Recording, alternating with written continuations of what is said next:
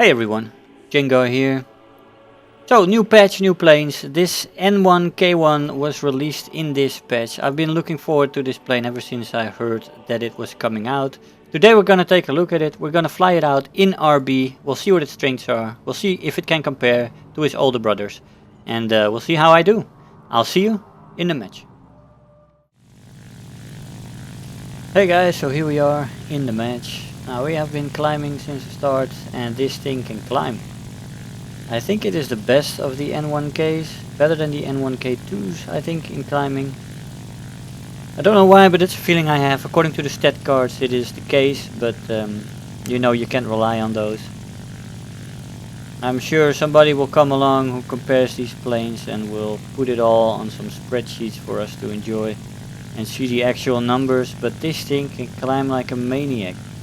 I mean, you don't even have to do your best to get, well, I'm doing my best, but to be the highest. If you do a little bit less, then you will be equal with other planes. We'll have Spitfires and all that stuff, and they were never higher than me. So, you can definitely use this plane in the boom and zoom roll. It's actually ideal for that. It is great in a dive as well. The roll rate seems to be slightly better than the N1K2s, although it's just a feeling, and it feels just generally great handling at high speeds. It has great maneuverability when it's fast. You can dogfight pretty much anything as long as you have some decent speed, let's say around 400 or 500. If you stay above that, you have a good chance to outmaneuver people. It is a sturdy plane. It has great energy retention, so yeah, it's ideally suited as a boom and zoomer, although it can be a match for pretty much anybody in maneuverability as well, as long as you have decent speed on you. Now the guns, the Japanese guns, I had some mixed results with that so far in passes, but that's also because of the damage model changes that they introduced in this patch. The planes seem a little tougher, especially the bombers. And yeah, sometimes I've noticed that you can't always finish people off. Although in this match everything went very smoothly, but it is very difficult for other planes to kill you,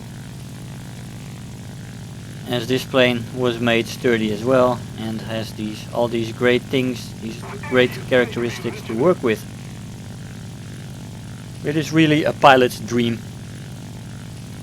Now we've got a Tempest appearing here below us, and he seemed to be oblivious so far. Only when I started shooting did the thing move, so I think maybe he was AFK, tapped out. When he heard the shots he came back in, because I missed my first shots. But he wasn't fast enough to avert doom. Now there's an ally of mine here who's fighting the Spitfire. And as you saw, as the Spitfire came into view earlier, we were higher than the Spitfire. And I bet he did his best as well to get as high as possible. So it tells you something about the climb rate on this plane. Now the top dive speed is also very good. It's somewhere above 800, if I remember correctly. I often try to avoid getting to that top speed as I don't want to break my shit off. Now this Spitfire is going into the clouds, hoping to avoid me, I think. Because it's me and that ally is slightly behind me as well, coming in. But I'm the only one on his tail. He's starting to maneuver. As you see, we could roll with him and stop rolling there for the shot, but the roll rate isn't bad at all on this plane. And of course the cannons finish off the Spitfire, no problem. Get his wing. P-47M coming in. We roll out of the way. We do get hit by 150 cal. Looks like we have one bullet hole in the fuselage there. P-47 is going back up. He came from higher up, so the P-47 definitely took the time and gained a little bit more altitude than I did, although he came in later and I had already dropped altitude for those two other targets. I don't know if he was higher than 7,500 meters. But he might have. or he just took a little longer and was able to come in later, thus being the highest plane. Here we have Iron Duck in his Seafire, who just at least wounded, no, he killed him, J7W1. Good plane as well though. Seafire, both the Seafire and the J7. I like both of them. Had been working hard on a Seafire video before the patch drop, but I'm gonna prioritize the new planes for now and finish off the Seafire video when the time comes after the patch planes have been done. This Seafire though wasn't completely aware of me, made a turn right in front of me, and we were able to get guns on targets before he really noticed it and shot him down, got his wingtip off. Now there's only 2 planes left in this match. As you see in a dive, the plane doesn't pick up speed, so the acceleration is one of the only things that has to build up slowly and isn't something stellar. But this plane has so many stellar attributes that it doesn't really need the super acceleration as well, because you already have the altitude, so you can take your time building up your speed in the dive, which this plane is quite capable of. Now we're diving in, we see this F8F coming up, and we take the shot, shooting off his tail control and thus getting the kill. Now the P-47 has gotten himself in a pickle there. He was the highest plane, but he got low and he messed up his altitude energy advantage, getting killed by one of my allies. All enemy planes have been destroyed. Now we have 7 cannon rounds left plus 770 machine guns before the tickets run out. Maybe we can get some more RPs. We are researching the Key 61-2 at the moment. And that's also a plane we want to review. So I want to get some more RP if possible, but getting close to the ground here rather rapidly, I decide to turn off and not crash into the ground. Seemed like a good idea to me. Maybe a second pass, but no, the match ends before we get another chance. 4 kills, second place in this match.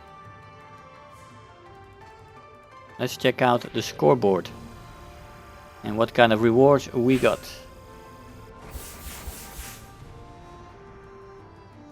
So we got Terror of the Sky, we've got Bulletproof, we have 82,000 Silver Lions and 7,400 research points for the Key 61-2, who we have unlocked. 4 kills, nice match. I'll see you in the conclusion. Hey guys, so here we are after the match. After flying this plane for 6 matches, I can only conclude that it is fantastic. I will share my stats with you on this plane because they have surprised me. This plane has surprised me so much. Although of course I knew it was good because the N1K2s are also pretty good. But this plane, look at this, 17 kills in 6 matches with 1 death, 6 ground targets and 100% win rate. Now I believe in the first few matches there were not a lot, but the further we came the more N1Ks were there. I believe it's because of this plane. It's a very good plane. I'd say it's easily as good as the N1Ks. K2s. It has a better climb rate, I think. It feels like it climbs much better. You can reach 7,000 to 8,000 meters without breaking a sweat, just using web, keeping the engines cool now and then, but it doesn't have an overheating problem. I've just been abusing the web to see what happened, and you can just climb. If you take off web, then it will cool down very fast. This plane is fantastic. It has maneuverability at high speed, it has great top speed in a dive. Its acceleration could be better, it picks up speed slowly, but it's not a problem because you have this climb rate and you start up so high. You can, you can take your time building up some speed. It does have great energy retention though, and that is nice to get your altitude back after you make a boom pass. So yeah, and like I said, the maneuverability is pretty nice if you keep the speed up as well. The guns are pretty nice. You get 4 20mm and 2 7.7mm machine guns added to it. You get 100 rounds on the cannons and 1100 rounds on the machine guns. I do have to watch your ammo a little bit, but it's still a nice ammo load with 100 rounds for each gun. And yeah, all in all, I'm very happy with this plane. I don't think it can stay at this battle rating, to be honest. I think it's a bit... I don't like to use this word very often because I don't believe much in overpowered planes, as there are so many of them right now. So many good planes at pretty much every battle rating that you can basically find an equal plane in every lineup. But this plane is very good right now at a 5.0 battle rating. And I would be surprised if it stayed this way. So I would definitely enjoy this plane at this battle rating while it lasts, because I think that's going to be adjusted. Guys, I hope you enjoyed the video. I want to thank you all for watching, and I'll see you guys next time. Bye bye. Hey, so I hope you enjoyed the video, that you learned something there.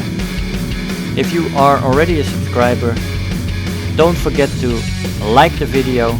You know, those likes really make a difference. Do leave me a comment. You know, I always look forward to the comments every day. And if you really feel like helping out today, make sure to share the video with your friends and let them know about the channel. If you're new here, make sure to hit the subscribe button, become part of this community. I really love to have you aboard, and don't feel shy to leave me some comments. I always try to respond to them.